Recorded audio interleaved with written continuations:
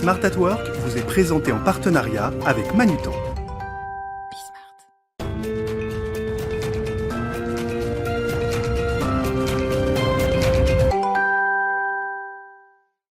Bonjour à tous, bienvenue dans Smart at Work, votre émission mensuelle autour du concept du bien travailler. Ce mois-ci, je vous propose de plonger au cœur d'une pratique que je viens de découvrir, c'est le Lean Management. Alors peut-être que vous en savez plus que moi, mais en tout cas, on va s'arrêter sur ce concept ce mois-ci pour essayer de comprendre de quoi il s'agit déjà exactement, quels sont les objectifs que poursuit cette pratique, quels sont les outils qu'il faut mettre en place, est-ce que ça nécessite également un management, un accompagnement particulier, est-ce qu'il reste une place pour l'humain au cœur de tous ces outils et de ces process mis en place. On va en parler avec mes invités dans un instant.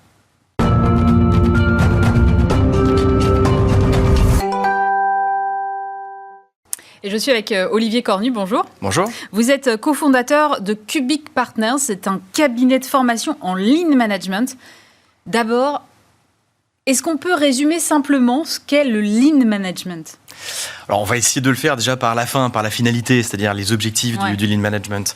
L'objectif, c'est de créer de la valeur. Mais la valeur, elle se juge à l'aune des différentes parties prenantes. Donc, il y a bien évidemment l'actionnaire, la valeur économique. Je pense que c'est celle que tout le monde a en tête. Il ne faut pas oublier celle du client, très importante. Notamment, aujourd'hui, on s'en rend compte avec des scandales comme Orpea, quand on ne fait que de l'économie et pas du tout de clients, c'est extrêmement compliqué, c'est défavorable.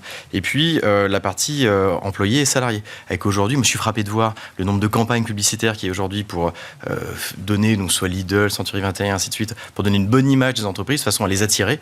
Et donc, il y a un vrai enjeu de cette nature-là. N'oublions pas, justement, l'environnement. Voilà. Donc, c'est ces 4 dimensions qui doivent être servies par ces démarches de Lean, toutes les démarches d'amélioration de manière générale, et ça qui est extrêmement important à comprendre en amont de ça, parce que ce ne sont tout, sauf ce que les détracteurs du Lean peuvent en dire, des démarches qui sont de réduction de coûts. Alors, le Lean, ensuite, qu'est-ce que c'est ? Parce que vous allez me dire, ce sont des objectifs.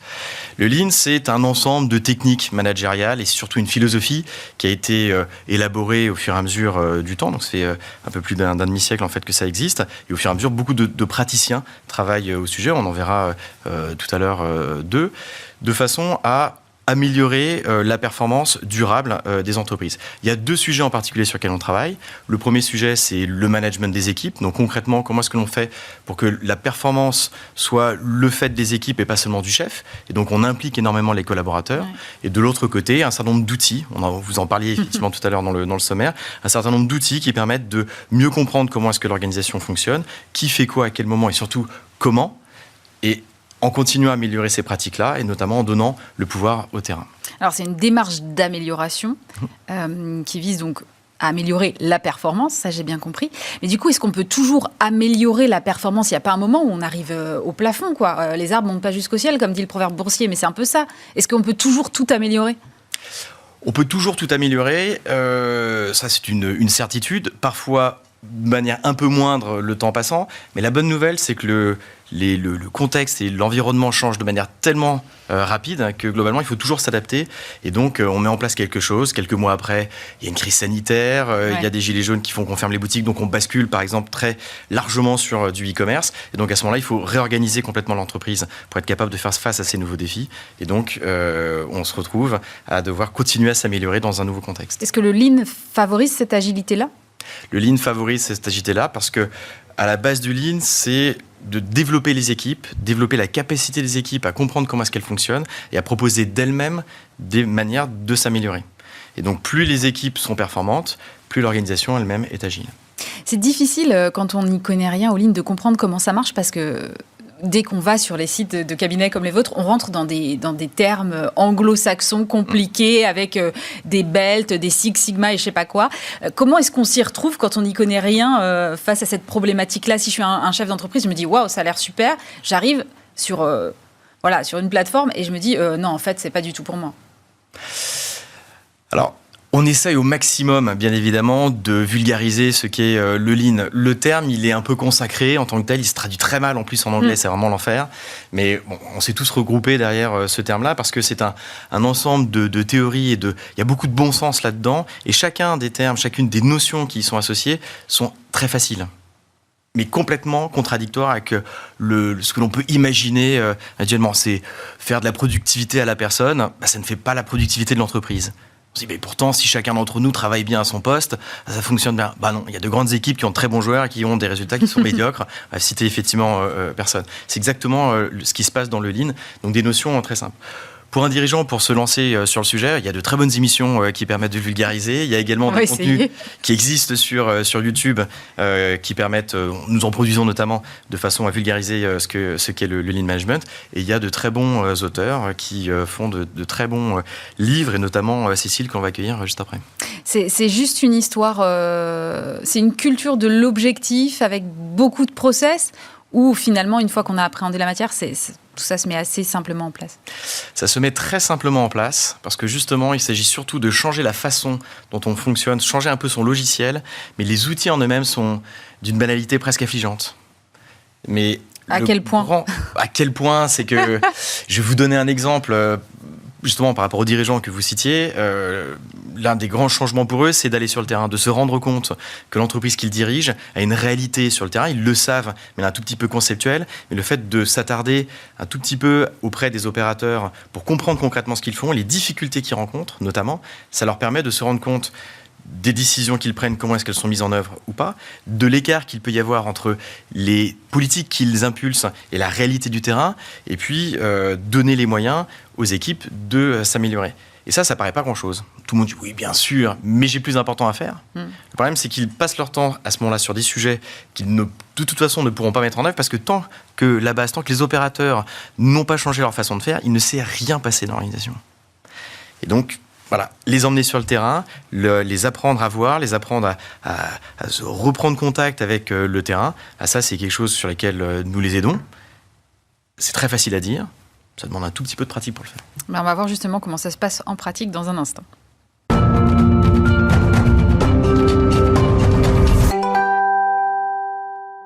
Allez, pour poursuivre cette discussion, je suis toujours avec Olivier Cornu, cofondateur de Cubic Partners, et j'accueille également Cécile Roche. Bonjour. Bonjour. Vous êtes directrice du Lean et de l'Agile chez Thales. Vous avez également publié Lean et Leadership, entretien avec des managers. Lean, c'est aux éditions de l'Harmattan. Et puis, vous êtes également membre de l'Institut du Lean. Et à mes côtés également, Fabrice Gicard. Bonjour. Bonjour. Vous êtes directeur de la relation client, méthode, projet et formation chez Manutan France, partenaire de cette émission. Cécile, moi je voudrais savoir, qu'est-ce que ça veut dire quand on est directrice du Lean ? Concrètement, ça veut dire quoi ? Ouh là là, ça veut dire que je travaille beaucoup avec des managers qui sont capables d'entraîner leurs équipes eux-mêmes. Sur une boîte aussi importante que ça, il faut trouver les bons niveaux de management qui soient à la fois assez influents sur les autres, parce que ce que je cherche, c'est que la transformation passe par eux. Et puis, qui puissent travailler avec leurs propres équipes. Et l'idée, la première des choses, c'est de leur apprendre à regarder. Comme le disait Olivier tout à l'heure, le premier des grands changements qu'on fait en Lean, c'est d'aller regarder sur le terrain. C'est-à-dire d'arrêter de penser que des gens savent et décrètent une stratégie et puis que d'autres exécutent, parce que ça ne se passe jamais comme ça dans la vraie vie. L'exécution se heurte à plein de choses qui n'étaient pas prévues. Et donc, il faut passer son temps à faire cette boucle entre aller sur le terrain, voir ce qui se passe en vrai, et puis revenir réfléchir. Comme le dit un des patrons avec qui j'ai travaillé, le boulot du manager, c'est vraiment de dire le quoi et d'interroger sans arrêt le comment. Et pour faire ça, il faut aller voir. Donc j'essaie de leur apprendre à aller voir. Fabrice, comment est-ce que vous en êtes venu à vous intéresser à cette pratique du Lean Management ? Ça date de 2013 environ. Nous avons été confrontés à un problème. En fait, on a mis en exploitation un entrepôt et puis tout allait bien jusqu'à ce qu'on arrive à une certaine maturité, en 100% de l'activité. Et puis, on n'était pas du tout aux performances attendues. Et donc, on s'est questionné, on s'est posé plein de questions. On s'est dit, mais comment on peut faire pour améliorer la performance de l'entreprise, de l'entrepôt ? Et on s'est renseigné. On a fait appel on est 26 filiales dans le groupe, 2200 collaborateurs. On a forcément des compétences en interne. Et on s'est aperçu qu'il y avait une pratique managériale, le Lean, qui était pratiquée dans une des filiales. C'était un peu le début. Donc, on a commencé à gratter un petit peu, et puis c'est surtout qu'il y a une personne qui est partie en formation, qui est mon ancien directeur. Il est revenu convaincu, Il s'est dit, il y a quelque chose à faire, il y a quelque chose à exploiter. Et donc, je suis parti aussi en formation et je suis revenu hyper boosté, hyper engagé et envie d'améliorer les choses. Et c'est là où on a lancé un projet d'amélioration continue, vraiment par la rupture et le fait, en effet, d'aller sur le terrain, de regarder les équipes, de voir comment à quel problème on est confronté, d'écouter en fait les collaborateurs et en utilisant toutes les techniques et toutes les panoplies du Lean qui sont à notre disposition. Évidemment, c'est un peu nouveau pour nous, donc on est allé pas à pas, et puis on a respecté la méthodologie. Alors à notre manière, à tout début. Et puis les résultats sont vus apparaître au bout de quelques mois. 40% de progression en termes de performance. 40% 40% de progression de performance. Alors certainement, on était très mauvais. Mais c'est fait, soit ça, soit c'est très efficace. Mais vraiment, en fait, en intégrant une démarche de groupe, avec l'intelligence collective, en mettant des personnes en salle, managers, non-managers, en parlant avec les personnes du terrain, vraiment vous vous confrontez aux réalités du terrain, les problématiques qu'ils vivent. Et donc moi j'étais en tant qu'animation et c'est vrai que au bout d'un moment on se dit on est confronté, on détricote en fait le processus de A à Z et puis on se dit en fait on revient à vraiment analyser quelles sont vraiment les causes racines de notre problème et là on passe dans une phase d'idéation et on trouve les solutions. Par contre on n'y va pas à pas, on teste petit à petit jusqu'à trouver la bonne solution. Alors c'est vrai que l'objectif qu'on s'était fixé était assez ambitieux mais il était en lien avec les exigences de nos clients. Justement, Olivier, quand les entreprises viennent vous voir pour débuter des formations en ligne, c'est toujours qu'elles ont un problème de base ? Elles ont souvent un problème, ça devient pas de n'importe où parce que effectivement c'est une thématique ou une méthode qui est un tout petit peu barbare en termes de nom. Généralement elles ont un problème, c'est généralement leurs clients qui leur disent, elles sont trop chères, avec un mauvais service client ou des problèmes de qualité sur la livraison, de choses comme ça, ou elles ont un problème en interne et à ce moment-là ce sont leurs équipes qui leur disent en disant on a un problème d'engagement. Et en particulier aujourd'hui, c'est extrêmement important. On a de plus en plus d'entreprises qui viennent nous voir en disant globalement, notre performance, elle est bonne, mais par contre, on a une vraie difficulté, c'est d'engager les collaborateurs. Il y a un turnover qui est très important. Et donc, la méthode dont on parlait, qui permet notamment d'impliquer l'ensemble des collaborateurs dans la construction de la performance, est de nature aujourd'hui à redonner tout son sens au travail et donc à engager les collaborateurs. En termes d'outils, Cécile, qu'est-ce qu'il faut utiliser ? Est-ce que c'est des tableaux bêtes et méchants à remplir ? Comment on se projette dans ce lean management concrètement une fois qu'on essaye de le mettre en place ? En fait, le mot problème est très important en lean management, mais il faut bien l'entendre par il m'arrive un truc qui n'était pas ce que j'avais prévu. Et ça, je vais vous dire, ça arrive tout le temps. Ouais. Il suffit de prendre sa voiture et de se rendre compte que les travaux ne sont pas à l'endroit où vous l'aviez prévu. Il y a toujours quelque chose d'imprévu. Donc des problèmes, tout le monde en a tout le temps. Et la grande idée du Lean, c'est qu'il est pour les entreprises beaucoup plus intéressant d'être capable de s'adapter plutôt que d'essayer de tout prévoir. Oui, en général, on gagne du temps. On gagne du temps. L'idée, c'est d'apprendre à surfer sur les vagues plutôt que de monter des digues. Or, la nature humaine a envie de contrôler. On a tous envie de contrôler, de faire des plans. Il y a une autre citation intéressante qui dit « Les plannings ne servent à rien, mais planifier est indispensable ».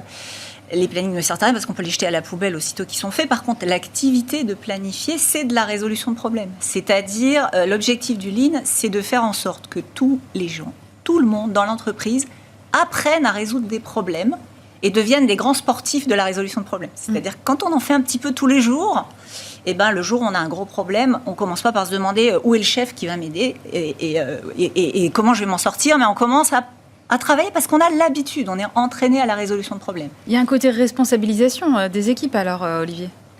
Exactement. Il y a une très forte responsabilisation des équipes. Ça peut donner le sentiment aux chefs que c'est plus facile parce qu'on arrête de se tourner vers les chefs en disant chef, j'ai un problème, donc il va falloir le résoudre. Parce qu'ils se disent ça tombe bien, comme je n'avais pas de toute façon la solution, tant mieux.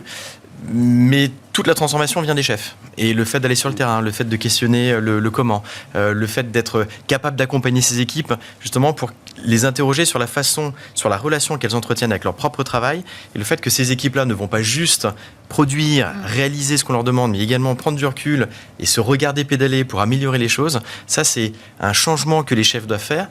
Ça paraît plus simple comme ça que de donner les solutions. En vrai, ça prend un peu plus de temps et c'est ça le vrai changement, en tout cas l'un des vrais changements associés au Lean. C'est pas décourageant quand on débute et qu'on se dit en fait j'avais pas identifié qu'il y avait autant de problèmes sur ma base ? En fait, on est confronté à une multitude de problèmes au quotidien. Alors, chez Manutan, on considère qu'un problème, c'est une opportunité, en fait. On considère que dès qu'on a un problème, on se dit, possiblement derrière, il y a forcément une solution en fait à trouver. Donc c'est là où en effet on fait appel à l'intelligence collective et surtout le terrain. Le rôle du manager, comme vous le disiez à l'instant, est essentiel en fait. C'est aller questionner ce qui se passe sur le terrain, surtout s'approprier en fait les problématiques de nos collaborateurs. Et chez Manutan, on a vraiment mis en place cette démarche d'amélioration continue. On l'anime. Le rôle du manager est vraiment clé dans l'animation. Et comment vous l'animez alors ? C'est déjà on a des outils qui sont en place qui nous permettent en fait de collecter les irritants de nos collaborateurs. Un irritant, ça peut être un appel client qui est de mécontentement. Ça peut être un processus qui est un petit peu long parce qu'on est obligé de cliquer 10 fois pour arriver à un résultat. Et donc ça vient un petit peu entacher les conditions de travail des collaborateurs, les irriter, donc 12 des irritants. Et le rôle du manager, c'est d'aller collecter. Et donc, la collecte se fait par les animations d'équipe. On a des réunions d'équipe qui se font extrêmement régulièrement. Ça s'appelle des rituels. Et c'est l'opportunité, en fait, que les collaborateurs puissent nous remonter ces éléments-là. Alors, bien sûr en fait, on se dit, on collecte les irritants. Mais il faut s'en occuper après. Donc, d'où vient le rôle du manager ? C'est pas forcément de donner la solution, en effet, mais c'est aussi de discuter avec le collaborateur pour qu'il puisse identifier potentiellement une solution. S'il est face à un problème ou qu'il n'a pas la solution, là, en effet, on fait appel parfois à d'autres services. C'est vrai que le monde, il évolue énormément, ça va de plus en plus vite, on est dans un monde de digitalisation, et c'est une évidence qu'il faut parfois faire appel à d'autres services, tels que la business technology, les data, etc. Est-ce qu'on peut toujours résoudre tous ces irritants, Cécile ? On ne peut pas toujours tout résoudre, on peut toujours commencer. Il vaut mieux, le mieux est l'ennemi du bien, donc il vaut mieux résoudre 80% tout de suite que d'essayer d'attendre le jour où on aura le BI parfait qui vous résoudra 100%. Parce que d'abord, il n'arrivera jamais et qu'ensuite, ça ne sera pas vrai. Donc, on peut toujours s'améliorer. Et de toute façon, effectivement, le contexte change. Donc, il y a des boussoles en ligne. On veut apprendre à naviguer dans le brouillard, ce qui n'est pas simple. Donc, on a des boussoles. Améliorer la qualité, ça ne fera jamais de mal. Réduire les délais, ça fera jamais de mal. S'occuper de ses clients en tout premier, ça fera jamais de mal. S'occuper de ses collaborateurs, ça fera jamais de mal. Et donc, avec ces boussoles-là, on peut toujours progresser. On peut toujours faire mieux. Et c'est vraiment... si on se rendait compte de toutes les fausses idées qu'on a, quand on va sur le terrain, on se rend compte que beaucoup d'idées qu'on a préconçues, ça marche pas du tout comme ça sur le terrain. C'est le coup classique, des gens qui vous disent ça... Ah non, mais ça n'a jamais marché, mais autrement, vous inquiétez pas. Si, je m'inquiète un peu. C'est comme les gens qui disent « Oui, c'est un peu lourd, mais moi, je suis costaud. » Non, vous n'êtes pas là pour vous faire mal. Et on a toujours des tas de choses. Et on a une grosse boussole qui est le client. Donc, de toute façon, tout ce qui nous empêche d'aller dans la direction du client, avec des gens qui sont en sécurité, ça nous indique là où il faut tracer. Et les problèmes, on les choisit comme ça. Comment est-ce qu'on monitore ensuite les résultats, Olivier, une fois qu'on a mis en place cette démarche-là ? Alors ça, c'est toujours une question très intéressante de savoir quels sont les résultats que l'on attend. Parce que on peut chercher les résultats financiers, c'est souvent le cas des entreprises qui font appel à des cabinets de conseil. Mais il y a beaucoup de résultats qui sont invisibles en tant que tels de la part des dirigeants sur lesquels on a plus de mal à donner du tangible. Je reviens juste sur la notion de résolution de problèmes, qui était est-ce qu'on peut toujours résoudre tous les problèmes ? L'important dans cette démarche-là, c'est de redonner un sentiment de puissance aux équipes, qui sinon ont l'impression d'être écrasés par une technostructure, une bureaucratie qui les empêche de bien travailler. Donc leur redonner la possibilité d'améliorer leur environnement de travail et les process sur lesquels ils travaillent, c'est leur redonner de la puissance et donc redonner du sens, redonner de l'engagement. Comment est-ce que je mesure ça ? On peut faire des questionnaires satisfaction tous les 2 ans. Effectivement, on voit des inflexions très sensibles. On a des exemples sur le sujet. Mais c'est un peu plus long que les résultats purement financiers. Et les résultats financiers, pour moi, ils se voient sur la trajectoire de l'entreprise parce que les clients reviennent, parce que les collaborateurs sont de plus en plus engagés, plus que par un petit périmètre sur lequel on a amélioré une zone. On commence souvent comme ça, et c'est légitime. Et les vraies entreprises qui se sont inscrites dans la durée et qui sont devenues les leaders de la performance opérationnelle dans leur secteur, se sont toujours questionnées, savoir comment est-ce que les clients étaient satisfaits, comment est-ce que leurs salariés étaient satisfaits, et elles ont vu ensuite, en conséquence de tout ça, leurs résultats financiers s'améliorer. C'est marrant parce que vous parlez beaucoup du client. Fabrice, vous êtes justement directeur de la relation client. C'est vraiment le point névralgique du lean management, le client. Alors oui, chez Manutan, très clairement, c'est un peu ce qui nous anime au quotidien. D'ailleurs, en fait, on se nourrit des verbatims de nos clients. Tous les mois, on engage des enquêtes de satisfaction, des enquêtes de recommandation, et on collecte un tas de choses de nos clients. Et donc, on met le client au centre de nos préoccupations et de nos décisions. Et donc, c'est vraiment un élément important dans le concept et dans nos valeurs. Et on les retrouve essentiellement autour du fait qu'on va vraiment prendre en considération tous les éléments qui tournent autour du client pour aller dans son sens et répondre à son besoin, à son exigence critique, en fait. Et c'est vrai parfois, on se fixe des objectifs, mais ça ne répond pas aux besoins du client, en fait. Donc, on se gratifie. Oui, tout est vert, tout est beau, mais en fait, ça ne répond pas à la demande du client. Donc, au contraire, on pense de plus en plus clients, et c'est d'ailleurs ce qu'on a mis en place dans les différents services chez Manutan. On a décidé de découper en petits morceaux nos processus, de regarder quelle proposition de valeur on allait apporter auprès de nos clients, et de regarder face à cette proposition de valeur l'exigence de nos clients. Et donc, on en a retiré des objectifs, des objectifs de performance, et on les mesure très régulièrement, tous les jours, et il n'y en a pas beaucoup par service, en fait. On a minimisé le nombre d'indicateurs pour se focaliser sur les plus essentiels et s'assurer qu'en fait, la performance qu'on affiche, c'est la réalité de ce que vit le client en termes de satisfaction. C'est marrant parce qu'en préparant cette émission, je suis donc plongée dans dans les articles qui traitent du lean, et c'est vrai que les mots qui ressortent, c'est plutôt des concepts et des anglicismes un peu barbares dont on parlait tout à l'heure avec Olivier. C'est aussi beaucoup le terme process. Et vous, en fait, Cécile particulièrement, vous me parlez de remontée de terrain et d'humain et du bien-être des collaborateurs. Alors les process, j'en parle le moins possible. On a des outils dans Lean. Des outils qui nous permettent de visualiser les problèmes. Tous les outils du Lean servent à rendre visibles les choses pour les gens, tous. Mais les process, déjà, quand on commence à penser process, on commence à dire « je vais prévoir qu'il va falloir faire comme ci, comme ça, comme ci, comme ça ». Dans les grandes lignes, c'est une bonne idée. Dans les détails, c'est rarement une bonne idée. Parce que on a besoin des 10 commandements, mais on écrit la Bible. Hein.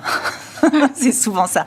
Donc, si on veut pouvoir faire face aux événements inattendus, il faut plutôt apprendre à les voir, à les identifier et à les résoudre. Et puis voilà. Et puis, c'est déjà beaucoup. Oui, c'est déjà pas mal. C'est déjà beaucoup. Et pour en revenir sur les résultats, hein, tous les patrons que j'ai interviewés dans mon dernier livre montrent des résultats extrêmement, vraiment très importants. Des améliorations de 40% sur les prises de commandes, des améliorations sur la rentabilité. Simplement, ce qu'on ne fait pas, et là je suis vraiment Olivier, on ne fait pas d'épicerie pour dire voilà, parce que j'ai résolu ce petit problème, j'ai gagné tant. Parce que ça, on peut monter des bases et puis faire des additions qui n'ont pas de sens. C'est vraiment la dynamique qui fait que plus on résout de problèmes, moins on fait de rework, moins on fait de retouches, on revient parce qu'on a moins de défauts. Et ça rapporte. Ça rapporte des clients plus contents et ça rapporte des coûts plus réduits. Mais c'est dans ce sens. Olivier, est-ce que c'est applicable dans n'importe quelle taille d'entreprise, le Lean Management, ou finalement c'est réservé à des structures qui sont déjà assez grosses, type à partir de l'ETI, on va dire ? Alors ça s'applique à toutes les entreprises, puisque ça s'applique à toutes les équipes finalement qui travaillent et qui concourent à un objectif qui est commun. Quel que soit le secteur, quel que soit le métier. Quel que soit le secteur d'activité, nous avons une équipe, nous travaillons avec des médecins dans l'équipe, on travaille dans les hôpitaux, dans des EHPAD, donc c'est vraiment très éloigné. Quand on parle de performance ou de management, ça leur paraît très éloigné. Et pourtant, il y a des enjeux qui sont majeurs. Des EHPAD, Alzheimer qui accueillent des patients, le management de ces équipes-là, c'est particulièrement compliqué. Qu'est-ce que c'est que la performance dans ce contexte-là? Le Lean fonctionne également. Ce ne sont pas qu'une suite d'outils qui permettent d'améliorer la performance économique des entreprises. Ça résout un certain nombre de problèmes. On travaille également dans des toutes petites PME, on travaille dans du retail, dans des boutiques où il y a parfois 1, 2, 3 personnes qui même ne sont pas toujours là au même moment. Ça marche très bien également dans ce type de contexte-là. À partir du moment, dès qu'on est 2, on peut commencer à faire du Lean. Dès qu'on est 2? Dès qu'on a un problème. Ah, c'est ça. Dès qu'on a un problème. Est-ce que ça permet aussi d'adresser tous ces enjeux dont on parle évidemment de plus en plus, qui sont les enjeux environnementaux et sociétaux, Fabrice? Alors oui, je pense que de toute façon, comme le disait Olivier, c'est applicable quel que soit le domaine d'activité. Le sujet, c'est que le monde évolue, comme je l'ai dit tout à l'heure, très très vite. Et il y a un élément qui est intéressant, c'est qu'on va se focaliser au travers de Lean, et plutôt la voie de l'excellence chez Manutan, sur les éléments qui permettent de réduire, en fait, par exemple, ce qu'on disait... Est-ce que vous n'utilisez pas le mot Lean, en fait, en interne? Non, très peu, en fait. Très peu. En fait, on s'est posé des questions sur... c'était vraiment au tout début, en fait, de cette démarche. Ça pourrait être en effet des termes particulièrement compliqués, de l'anglicisme, et on a souhaité vraiment s'approprier en fait cette démarche, la manutaniser. Et puis oui, on a vraiment décidé de l'appeler la voie de l'excellence. Donc c'est un chemin vers l'excellence, et l'excellence en fait, pour l'atteindre, c'est toujours un chemin, donc toujours du progrès. Et donc en effet, tous ces petits problèmes nous amènent à progresser.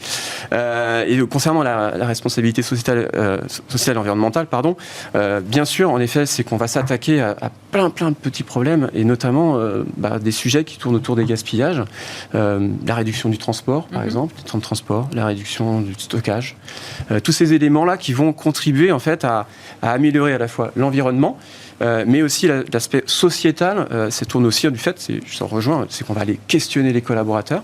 Le fait de les questionner, vous allez forcément générer une autre ambiance de travail qui va les amener à grandir. Et donc, vu que chez Manutan, on applique vraiment le bien travailler au service à la fois de nos clients et à la fois de nos collaborateurs, ça marche, ça fit. Voilà.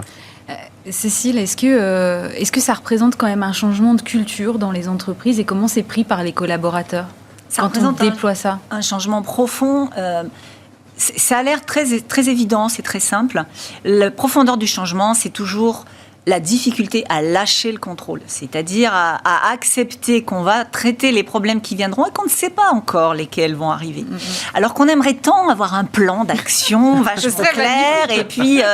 mais non, et ça c'est très dur, parce qu'on aime beaucoup les plans d'action. Donc la difficulté, elle est là, plus pour les dirigeants. Les collaborateurs, très vite, se rendent compte qu'on est en train d'enlever des gaspillages qui leur pourrissent la vie. Et en plus, on donne du sens à leur travail parce qu'ils comprennent où est la valeur pour les clients, la valeur pour la société. Vraiment, le côté RSE fait aussi partie de la création de valeur. Et ça, les gens, ils sont extrêmement friands. Mais on a tous du mal à lâcher prise sur le contrôle. Et surtout, faut pas penser que le Lean, c'est le bazar. C'est très rigoureux dans une direction où on travaille avec des boussoles et où on ne sait pas exactement où on va. Ça, c'est compliqué. Mais ça donne pas le sentiment d'une espèce de contrôle permanent, de remontée systématique des collaborateurs? L'idée, c'est vraiment qu'on soit clair sur la définition de ce qui est OK, pas OK, pour que les gens sachent tout seuls ce qui est pas OK, et que là, ils sachent appeler au secours. Et ce qu'on veut, c'est que la chaîne managériale se transforme en une chaîne d'aide, et non plus une chaîne de contrôle. Et ça aussi, c'est pas simple. Parce que le visuel qui est là pour aider les gens, il n'en faut pas beaucoup pour qu'il se transforme en visuel pour fliquer les gens. Et c'est une vigilance de tous les moments. Mais ça marche. Merci pour ce mot de la fin, Cécile Roche, directrice du Lean et de l'Agile chez Thales, Olivier Cornu, cofondateur de Cubic Partners, et Fabrice Gicquer, directeur de la relation client, méthode, projet et formation chez Manutan France. On se retrouve bien sûr le mois prochain sur Bismart pour un nouveau numéro de Smart at Work. Smart at Work vous a été présenté en partenariat avec Manutan.